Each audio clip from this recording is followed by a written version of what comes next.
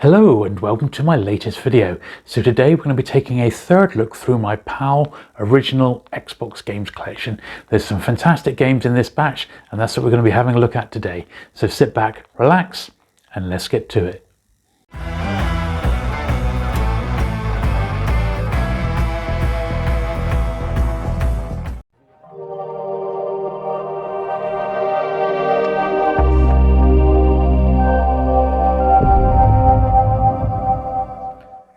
Okay, so we start off with the Eyes and its IndyCar series 2005. So probably a forgettable racer, this one. I don't actually remember giving this one a blast, to be honest. Yeah, IndyCar series. Don't really remember much about that one. Unlike this one, so the Italian Job. So this was one of those ones, it says based on the 2003 blockbuster from Paramount. This is actually pretty darn good, this. So this is not a bad little racer, and I've got a Mini myself, so I absolutely love this game, and it does come recommended.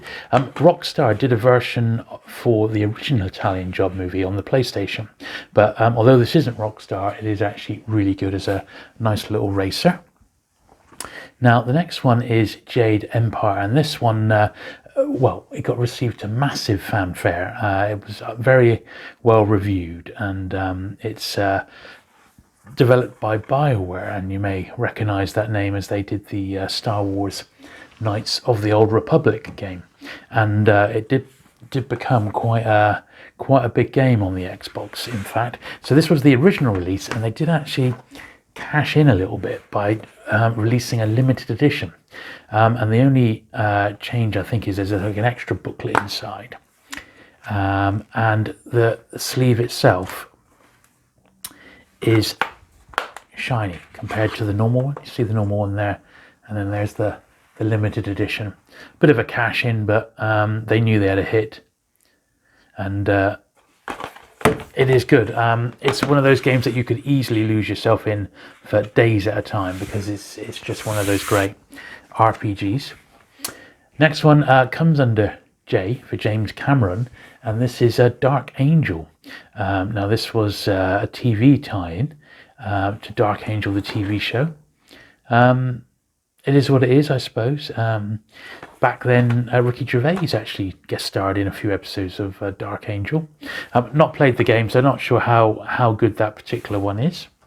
Next one is an absolute classic, and this was ported over from the Dreamcast. This is Jet Set Radio Future. Absolutely fantastic. I said port, but it was actually a brand new game. But there was a version of Jet Set Radio for the Dreamcast. A fantastic futuristic skateboarding game. It's a little bit more expensive to find this one. You'll probably have to pay about a tenner or so for a copy, but it's well worth tracking down, and it's a great game, this one actually, Jet Set Radio. So if you've never given it a go, I would suggest you give it. It's very much pick up and play, that particular one. Another good game here, and this is Judge Dredd, Dredd versus Death. Judge Dredd has never really been completely catered for on home computer. I always thought that Dredd would have been amazing if you could have had something like a big open world RPG similar to sort of Warcraft, but that never happened. I guess the general appeal is just not there worldwide, but this wasn't a bad effort in actual fact, and yeah, for its time it was actually pretty good. So that's the Judge Dredd, Dredd versus Death game. Next we've got Juiced, and Juiced was a real classic racer, still is today in actual fact. A lot of fans of the Juiced series, and like all the Xbox racers, I do tend to like the ones which aren't on the track. They're more like sort of street racing. They're the ones that I tend to enjoy the most. Next one, Jurassic Park, Operation Genesis. So this is like a Jurassic Park sim where you have to build a park yourself and put the dinosaurs in. It's quite rare, this is one of those ones that seems to be expensive. I'm not sure why, because they have sort of updated the game for modern consoles now, but I think it's just really sought after. It's Konami, and they're a fantastic label in their own right. But this one still tends to go for a few quid. You probably have to pay the best part of £20 for a copy of that, and the NTSC one probably even more. Legends of Wrestling. Well, I've never really got into the wrestling scene, and I've no real desire to play it on a home console. But it is what it is. It's part of the collection, and if you're collecting all the Xbox games, you're going to end up having a few duds along the way. Unlike the Lego games, well, I haven't got them all for the Xbox by any means, but I did particularly enjoy Lego Star Wars, the video game. They're all fantastic. I think perhaps this one here, which was Lego Star Wars 2, the original trilogy, was my favourite because I'm more a fan of the original trilogy rather than the second trilogy. But they're both absolutely fantastic. They're available on every system now, including mobile. So there's no reason not to have a blast and have a bit of a play with these, because they are great. And if you've never played them, they come highly recommended, because they are really a lot of fun. Next, we've got Leisure Suit Larry and Uncut. In fact, this was one of those sort of slightly more adult games, but no actual sort of nudity or anything. It was all just computer generated sprites come the end. Well, it says explore a real-time 3D world filled with sexy and outrageous humour. And I think that's probably more what it is. It's more for fun rather than anything else. It is an 18, and this one is, once again, it's slightly more expensive than your average sort of Xbox game. So do bear that in mind. Next, golfing. So we've got Lynx 2004, and it says the best-selling PC golf series of all time is now on Xbox. So I got to admit, the only sort of real golfing games I've ever got into, these are like going for the hyper-realistic end of the market. It was the Everybody's Golf series, and that was on the PlayStation and PlayStation Portable. They were my favourite golf games, but there are fans of the series. LMA Manager 2003. So the League Managers Association, that's what that stands for. And this is like a football manager game. You control your teams. You're not actually playing the games. You are in actual fact a manager. Classic sort of concept. And then this was the one the year after, LMA Manager 2004. So obviously sold well enough that they decided to update it. Next, we've got Lord of the Rings. Now, the Lord of the Rings games are actually quite sought after. This is the only one I've got, and this is for Return of the King. And these are great games to play, but I find them even more fun just to watch other people playing them, because they're really involved, and I don't always have the time to invest in these sorts of games. But the Lord of the Ring ones, they did a really good job for it. I imagine EA Games probably paid a lot for the license, so they thought we better at least do it justice. Let's make ourselves a little bit more room and start a new stack. Mace Griffin Bounty Hunter. Now, it says here, Xbox World Magazine said alongside Halo in the list of Xbox shooters you simply must own. Well, I don't know about if it's a must own. In space or on land, hunt them down. I must give that one a try, because it's not one that not one I can remember playing, let's put it that way. Mace Griffin Bounty Hunter. But I think I've had it for ages. This one, amazingly, I have played this one, and that's because I was playing it with my boy when he was younger. He liked the Madagascar movie, and well, I suppose it is what it is, really. It's not the end of the world. It's designed for the youngsters, and it does its job very well.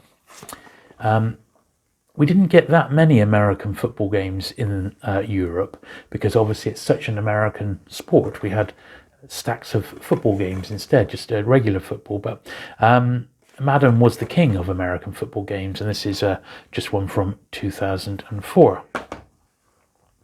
Next one is actually sealed. So this is sealed in a cardboard sleeve, and it's Mark Echoes Getting Up, Contents Under Pressure.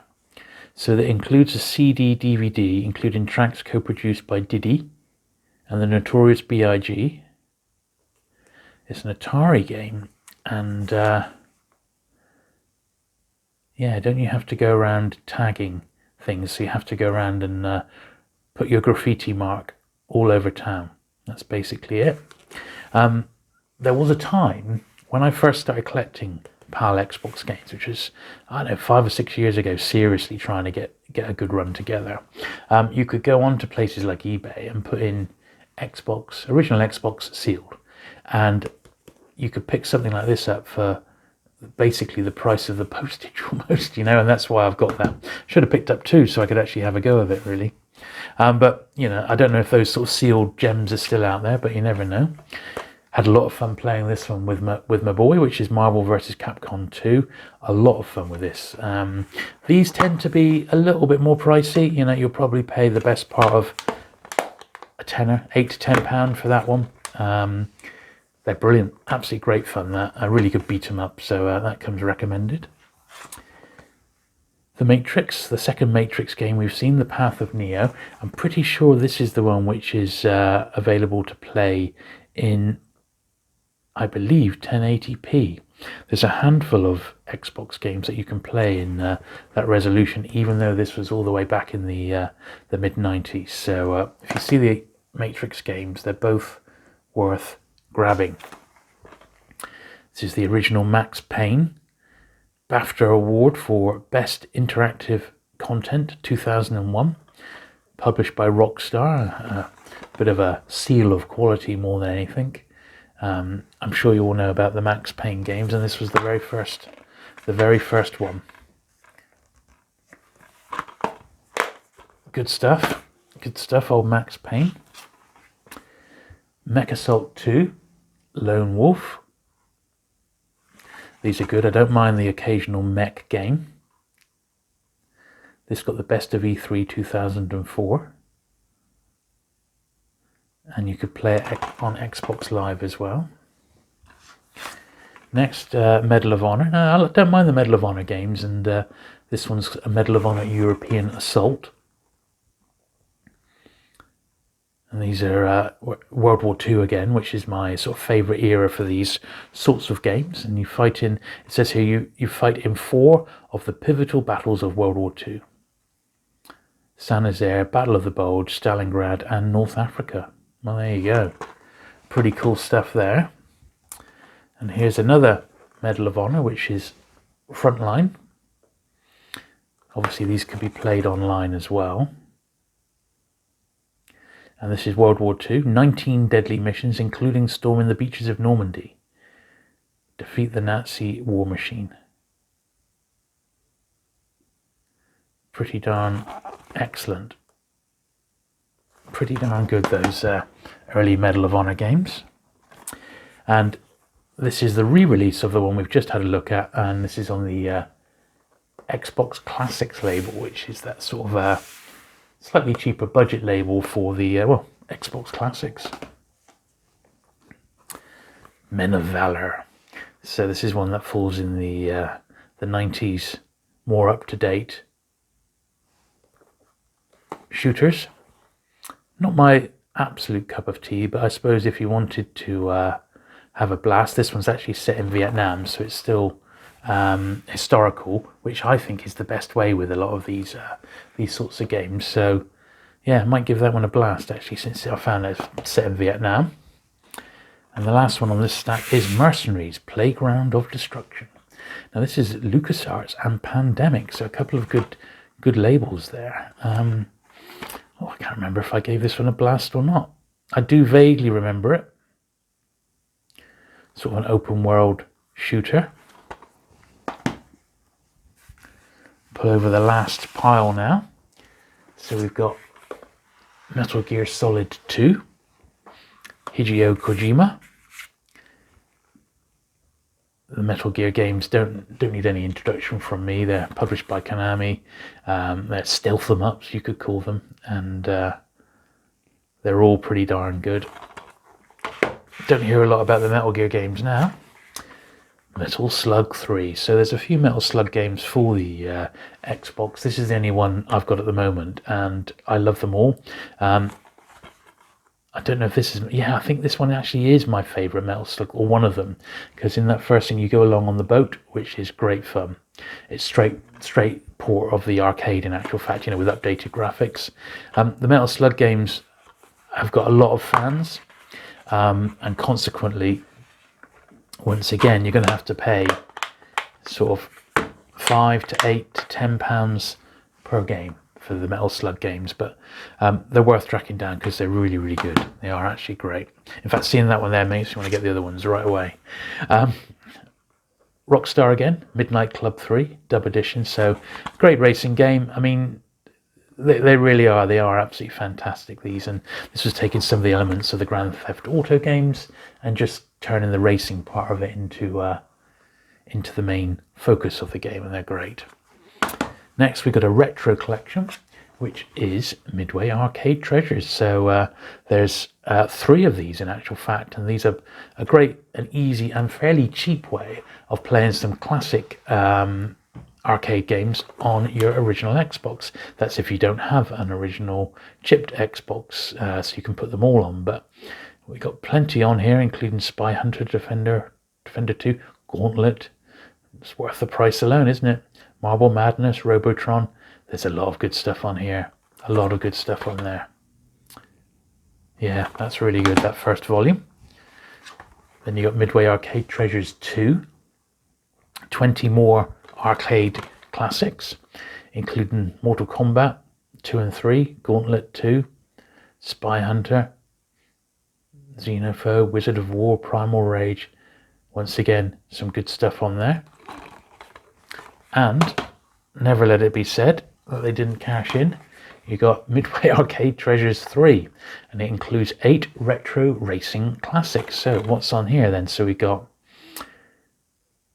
Rush, The Rock, Hydro Thunder, Super Off-Road, Race Driving, Stun Raider, San Francisco Rush, and Off-Road Thunder. Makes me think that's not quite as good value as the first 2 volumes, but still worth having. Next, we've got Mission Impossible, Operation Surma, Atari. This would have been, although not specifically, this would have been tied into the movie franchise, which had kicked in by now. Next, great, if a little tough game, which is Mortal Kombat Deadly Alliance. So fantastic beat 'em up. I love all the Mortal Kombat games, and beat 'em ups on the Xbox are just great. They're absolutely great. It may be I love them so much because I play against my son, and they're always much better in 2-player mode, but fantastic. Mortal Kombat, can't beat it. Next is another one of those ones that I was able to get a sealed copy of when they were around cheap, and it's called Mojo. I think it's M-O-J-O with an exclamation mark. I have no idea what this one's about. Trying to remember if I've ever played it. Save the world by capturing all the vital Mojo blocks trapped by a mysterious force. Test your reflexes in 100 feverish levels. Well, I'm not going to be able to because it's sealed. MotoGP, so motorbike racing. Another classic racer. Give me a bit of road rash, that's what I like. Look at the guy there flying off his bike. Yeah, I don't mind motorbike racing, they're okay. They're okay. Next, I got a couple of basketball games. I do love my NBA, and still do to this day. This is NBA Live 2002. This is just a fraction of what was released in America. Play as or against Michael Jordan. So we've got some of the players of the day. And then we've got NBA Jam. Another one. Supercharged NBA basketball is back, bigger and better than ever. Funkadelic tracks and commentary from Bootsy Collins. highlights a huge soundtrack of famous arena jams. There you go. So it's got 50 NBA legends in this game. That's what it says there. Pretty cool. Pretty cool. Need for Speed Carbon. So the Need for Speed series are great on the Xbox. Has a lot of fans of them. I certainly enjoyed playing them, but you know, they take a little bit of time just to get into them and get started, but I don't mind them at all. So that was Need for Speed Carbon. This is Need for Speed Most Wanted. These are all published by EA Games. Then we've got Need for Speed Underground.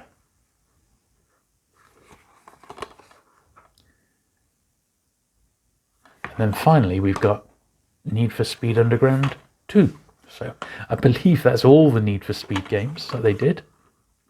And then lastly, I've got just one more thing to show you. Let's put that, and that's a book actually. Now I remember buying this from when the Xbox first got released because I was so into the console and it was such a groundbreaker. And it's called Opening the Xbox. Dean Takahashi. What a name. Forward by Seamus Blackley, one of the creators of the Xbox. And this book it's basically like a business book more than anything, but it just relays the actual origins of the Xbox and how it came about from the original idea, you know, Microsoft deciding that they wanted to make a games console right through to its final launch and becoming a success. Yeah, it is. Look, it's listed as a business book there.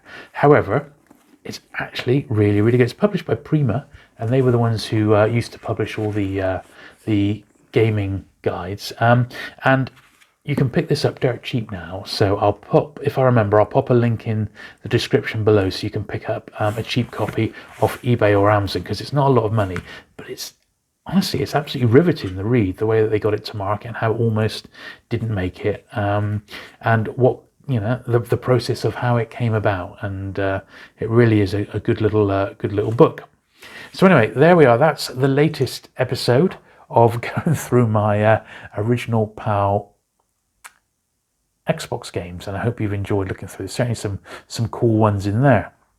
If you have enjoyed this video, do please give it a thumbs up. Do please consider subscribing for regular retro gaming content, and I shall look forward to seeing you again very soon. Bye.